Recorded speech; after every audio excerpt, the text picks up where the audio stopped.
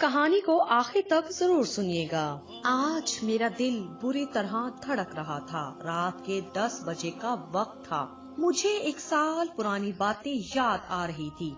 عین اسی دن یہی وقت تھا جب بھائی کی تیسری شادی ہوئی تھی۔ ہم سب لوگ پرجوش ہو کر مزے لے رہے تھے کہ اچانک بھائی کے کمرے سے چیخ کی آواز سنائی دی، اور پھر صبح جو ہوا اس نے ہم سب گھر والوں کو دہلا کر رکھ دیا تھا۔ ہماری صفیہ بھابھی، جنہیں ہم اس قدر پیار سے بیاہ کر لائے تھے، وہ اپنے کمرے میں ہمیشہ کے لیے ہمیں چھوڑ کر جا چکی تھی۔ صفیہ بھابھی جوان اور خوبصورت تھی۔ ان کی اچانک موت سے سب لوگ حیران رہ گئے۔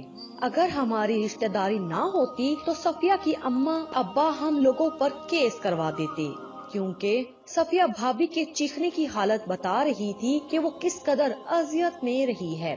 صفیہ بھابھی کا چہرہ زرد پڑ چکا تھا اور ان کے منہ سے جھاگ بہ رہی تھی۔ ایسا لگ رہا تھا جیسے انہیں جان بوجھ کر قتل کیا گیا ہو، لیکن بھائی پر کوئی ایسا الزام لگانے کا سوچ بھی نہیں سکتا تھا۔ وہ نہ صرف رحم دل تھے بلکہ انتہائی شریف طبیعت کے مالک تھے۔ خیر، کچھ عرصے بھابھی کا سوگ منانے کے بعد ایک بار پھر ہم نے بھائی کے لیے لڑکی تلاش کرنا شروع کر دی۔ اس بار جس گھرانے سے ہمیں لڑکی ملی تھی، یہ لوگ بہت خوبصورت تھے۔ ان کا خاندان بہت اچھا تھا۔ میری بھابھی شازیہ کو جو بھی دیکھتا وہ اسے دیکھتا ہی رہ جاتا۔ بھائی کی شادی ہوئی، میرا دل دھڑک رہا تھا۔ نہ جانے کیوں مجھے لگ رہا تھا کہ آج رات شازیہ بھابھی اس زندگی سے ناتا توڑ کر ہم سے بہت دور چلی جائے گی۔ آخر صفیہ بھابھی کے ساتھ بھی تو ایسا ہی ہوا تھا۔ تب میں نے دل ہی دل میں سوچا کہ اب میں ایسا نہیں ہونے دوں گی، کیونکہ ہماری پچھلی تینوں بھابھیوں کی موت ایک ہی طریقے سے ہوئی تھی، اور اس کے پیچھے ضرور کوئی نہ کوئی معاملہ تھا، اگرچہ ہمیں ابھی تک یہ سب معلوم نہ تھا کہ اس کی کیا وجہ ہے، لیکن ایک جیسی اموات ہونے کی وجہ تو صاف ظاہر ہے کہ اس کے پیچھے کوئی نہ کوئی ہاتھ ہے۔ یہ تو لوگوں کی شرافت تھی کہ انہوں نے ہم پر غلط الزامات نہیں لگائے، ورنہ ایسے گھر میں رشتہ کون دیتا ہے؟ شازیہ کو ہم خاندان سے بیاہ کر لائے تھے، اس کے ماں باپ غریب تھے، اس سب کے باوجود بھی انہوں نے اپنی بیٹی کا رشتہ ہمیں دے دیا۔ ہم ان کے مشکور تھے، مگر شادی کے دن میں نے اپنے دل میں تہیہ کر لیا کہ شازیہ بھابھی کے ساتھ وہ سب نہیں ہونے دوں گی جو سب میری پہلی بھابھیوں کے ساتھ ہوا تھا۔ میں نے شازیہ کے ساتھ بات چیت شروع کر دی۔ رات کو جب ہم دلہن کو اس کے کمرے میں لے کر گئے تو میں اس کے پاس ہی بیٹھی رہی۔ وہ بہت ڈری سہمی معصوم سی لڑکی تھی۔ میں اس سے باتیں کرتی تو وہ جواب دیتی جاتی تھی، اس نے خود سے کوئی بھی بات نہیں کی تھی۔ تب میں نے کہا آج رات میں آپ کے پاس ہی رہ جاتی ہوں، کیونکہ ہماری پچھلی بھابھیوں کے ساتھ جو ہو چکا تھا تمہارے ساتھ نہیں ہونے دوں گی۔ اس نے خوفزدہ نگاہوں سے میری طرف دیکھا۔ کیا ہوا تھا؟ آپ کی پچھلی بھابھیوں کے ساتھ کیا ہوا تھا؟ میں نے کہا کچھ نہیں، ابھی تمہیں پتہ چل جائے گا، لیکن فی الحال اس بارے میں بات کرنا اچھی بات نہیں ہے۔ میں نے اسے سمجھایا۔ وہ کسی بچے کی طرح ہاتھ باندھے بیٹھی رہی۔ اس نے تو اس بات پر کوئی اعتراض نہیں کیا کہ میں رات کو اس کے کمرے میں ٹھہر جاؤں گی۔ تھوڑی دیر بعد جب بھائی آئے تو اماں نے مجھے کمرے سے باہر جانے کا کہا۔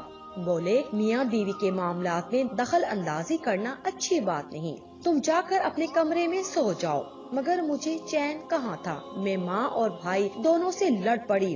اماں، آپ نہیں جانتی کیا پچھلی بھابھیوں کے ساتھ کیا ہوا ہے؟ انہیں بھی اکیلا چھوڑ دیں گے تو وہی سب ہوگا۔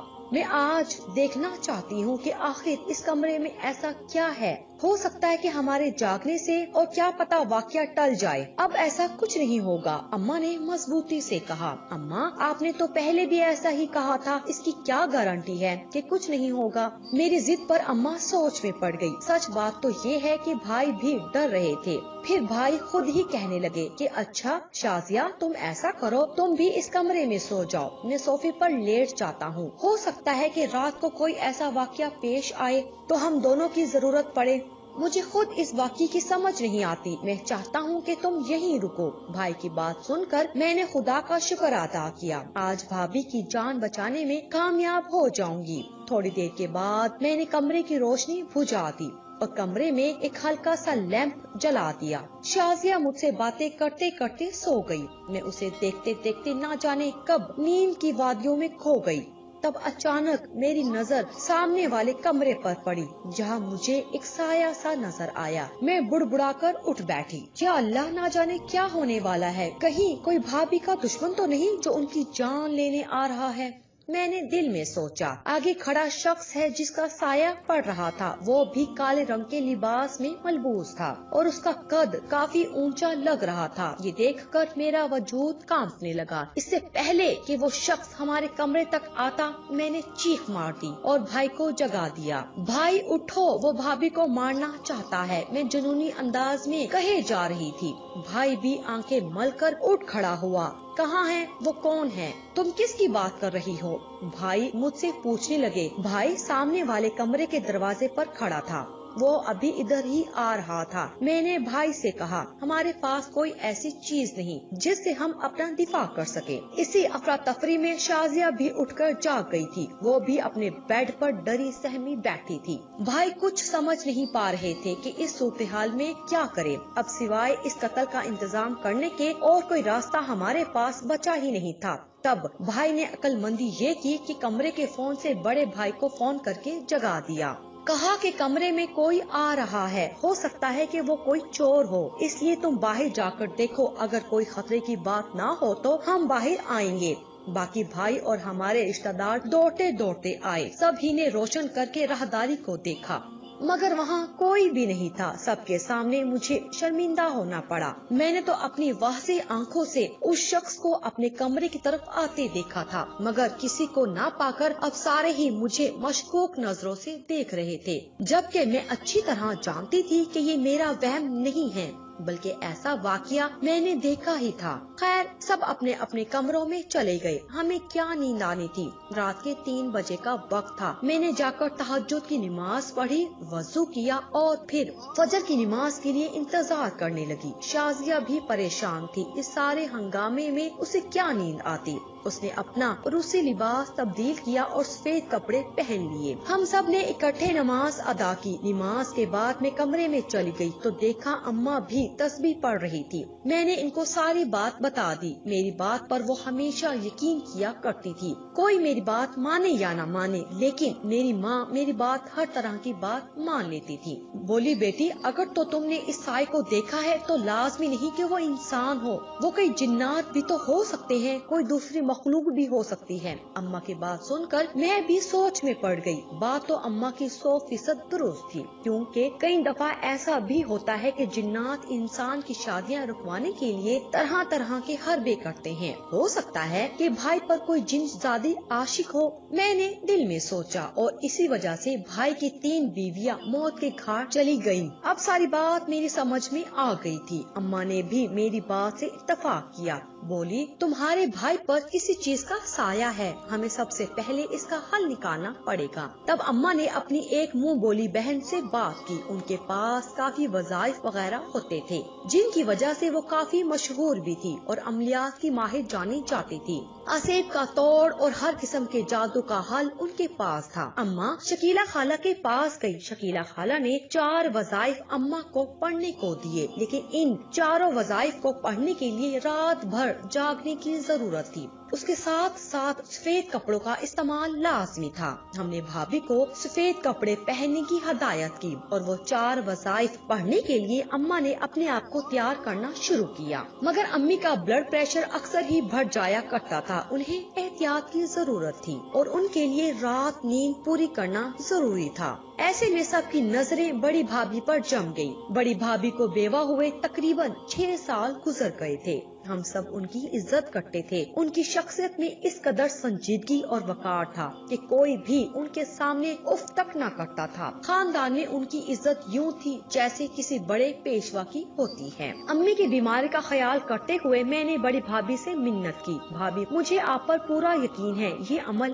آپ ہی کر سکتی ہیں۔ اگر آپ ہماری مدد کریں گے تو भाई की दुल्हन शायद बच जाए, क्योंकि मुझे तो सच पूछिए तो अभी भी डर लगता है। अगरचे पहली रात को कुछ नहीं हुआ, मगर उसके बाद कुछ भी हो सकता है। बड़ी भाभी ने मेरी बात पर हाँ में सर हिलाया। वो ये अमल करने के लिए तैयार हो गई, मगर अमल करने के लिए पूरी रात जागना काफी मुश्किल बात थी। खैर, भाभी पर घर के काम काज का बोझ कम कर दिया गया ताकि वो रात को बैठ आराम से वज़ाइफ पढ़ सके। हमारे घर में वैसे भी एक नौकरानी आती थी जो घर का सारा काम काज करके जाती थी, जिसने हम दोनों भाभियों को आराम में रखा हुआ था। शाम का वक्त था, सब अपने अपने कमरों में मौजूद थे। बड़ी भाभी खाना खाकर अपने कमरे में चली गई। उन्होंने किसी से बातचीत ना की। क्या वो परेशान थी या हमसे नाराज थी? शायद हमने कोई नामुनासिब बात कर दी हो, मगर हमने उनका संजीदा रवैया देखकर मुझ में कुछ पूछने की हिम्मत नहीं हुई। मैं भी खाना खाकर अपने कमरे में चली गई। रात को मुझे अमूमन जल्द ही नींद आ जाती थी, मगर आज ऐसा नहीं हुआ। अजीब सी बेचैनी थी जो मेरे दिल को चैन नहीं लेने देती। मैं बार बार करवट बदलती। कभी जी चाहता था कि बाहर जाकर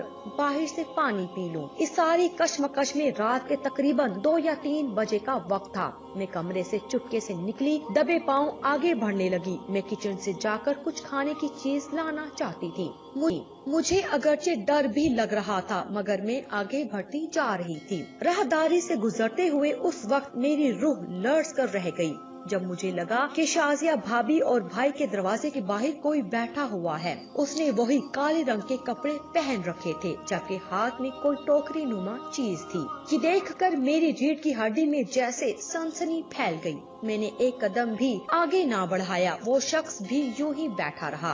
कुछ गलत होने का मुझे एहसास हो रहा था। मैं अगर यही चीख मारती तो वो शख्स पहले से भी ज्यादा चौकन्ना हो जाता। मैंने अपने दिल में सोच लिया कि मुझे क्या करना है। मैं वहीं से पलटी और बड़ी भाभी के कमरे की तरफ जाने लगी। मुझे ये जानकर बड़ी हैरत हुई, कमरा तो पहले से ही खुला हुआ था। मैंने अंदर घुसकर दरवाजे को कुंडी लगा ली और आहिस्ता से भाभी को जगाने लगी। मैंने कमरे की रोशनी नहीं जलाई, कहीं बाहर बैठे शख्स को अंदाजा न हो जाए कि ये घर वाले जाग गए हैं। उनके बिस्तर पर आगे बढ़कर इनको ढूंढने लगी, मगर वहाँ कोई भी मौजूद नहीं था। मुझे लगा शायद वो कहीं बाहर गई होंगी। मेरी तरह उनका भी दिल होगा कि बाहर से इनका चक्कर लगा लूं। मैंने भाभी के कमरे में मौजूद फोन से अपने छोटे भाई को फोन मिलाया, जो रात को अक्सर देर तक जागता रहता था। उस वक्त भी वो शायद पढ़ रहा था। उसने फौरन ही फोन उठा लिया। मैंने जल्दी से उसे सारे मसले से आगाह किया और खुद अपने कमरे से निकल गया। 5 मिनट गुजरे होंगे कि सारी राहदारी रोशन हो गई। एक तेज आवाज के साथ मेरे छोटे भाई की आवाज आई,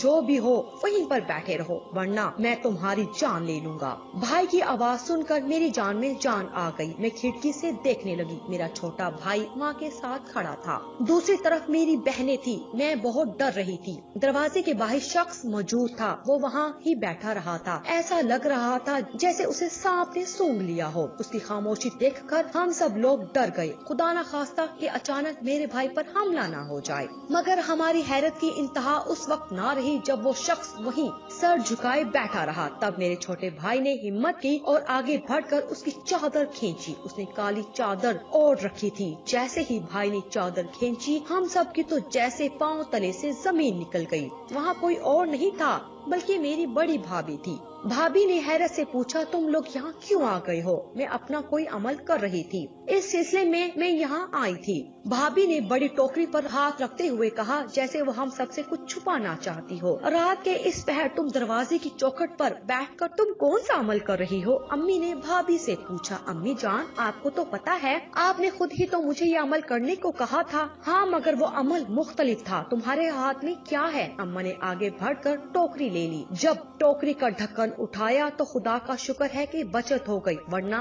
उसमें एक अदद जहरीला नाग मौजूद था और इस नाग का एक ही दम इंसान की जान लेने के लिए काफी था। खुदाया, ये तुमने अपने पास क्यों रखा है? पागल तो नहीं हो गई? अम्मी ने बहू पर बरसते हुए कहा। नहीं अम्मी जान, ये तो बस अमल के सिलसिले में रखा था। आपको तो मालूम है कि ऐसे अवामिल के लिए क्या कुछ नहीं करना पड़ता। भाभी का चेहरा लाल हो रहा था। उनकी घबराहट से साफ पता लग रहा था कि वो झूठ बोल रही हैं। मैंने نہیں مانتی تم نے کالے کپڑے پہن رکھے ہیں اور یہ سانپ اس عمل کے لیے نہیں ہوتا سوائے موت کے عمل کے۔ اماں کی آخری بات نے ہم سب کو چوکنا کر دیا۔ اس کا مطلب تھا کہ بڑی بھابھی نہیں؟ اس سے آگے تو ہم سوچ بھی نہیں سکتے تھے۔ ہم نے بڑی بھابھی کو اس وقت تو کچھ نہ کہا، ان سے سانپ لے کر چھوٹے بھائی سے کہا کہ جا کر کسی ویرانے میں چھوڑ دو یا کسی سپیرے کو دے کر آؤ۔ اس کی غلطی نہ کرنا۔ ان کی آنکھوں میں عشق کو مارنے والے کا آگ رہ جاتا ہے اور دوسرے سانپ اس کا بدلہ لیتے ہیں۔ بھائی نے امی کی بات پر عمل کیا۔ اگلے دن وہ سانپ سپیرے کے پاس پہنچا دیا گیا، مگر گھر والوں پر یہ حقیقت آشکار ہو چکی تھی کہ بڑی بھابھی کی نیت ٹھیک نہیں تھی۔ اس کے ایک ہفتے بعد امی نے اپنی تحقیق جاری رکھی۔ میری ایک ڈاکٹر کزن کو بلوایا، اسے اس سانپ کا ذکر کیا، ساری بات اسے بتائی گئی تو وہ یہی کہنے لگی کہ آپ کی تینوں بہوؤں کی موت کسی سانپ کے کاٹنے سے ہوئی ہے۔ اس بات نے ہم سب کو حیران کر دیا۔ بھابھی کی عزت اور محبت ہمارے دلوں سے نکل چکی تھی۔ ہم سوچ بھی نہیں سکتے تھے کہ چھوٹے بھائی کو پانے کے لیے وہ اس حد تک بھی گر سکتی ہیں۔ حالانکہ ہم سب نے ان کو عزت دی، مان دیا اور اپنے گھر میں ایک فرد کی طرح رکھا۔ ان کی بیوہ ہو جانے کے بعد بھی کسی قسم کا فرق نہ کیا، مگر انہوں نے ایک بڑا جرم کیا تھا اور آپ تو جانتے ہیں کہ قتل کے جرم کی کوئی بھی معافی نہیں ہوتی، مگر ہم بیوہ ہونے کے ناطے ان پر یہ الزام لگا کر انہیں تھانے کے چہرے چکر نہیں لگانا چاہتے تھے۔ اماں کہتی کہ اس عورت کو خدا اس کے کیے کی سزا خود ہی دے گا، ہم اس کے معاملے میں کچھ نہیں کہیں گے اور اللہ تعالیٰ کے عذاب کا انتظار کریں گے۔ میں سمجھتی ہوں کہ بھابھی کو سزا ہونی چاہیے۔ ان قانون کو اس جرم کا مزہ چکھایا جانا چاہیے جو انہوں نے محض اپنی خواہشات کے حصول کے لیے کیا ہو۔ اس بارے میں آپ کیا کہتے ہیں؟ اپنی رائے سے ضرور آگاہ کیجیے گا۔ مزید اس طرح کی دیکھنے کے لیے ہمارے چینل کو سبسکرائب کریں اور ویڈیو کو لائک کرنا نہ بھولیے گا۔ شکریہ۔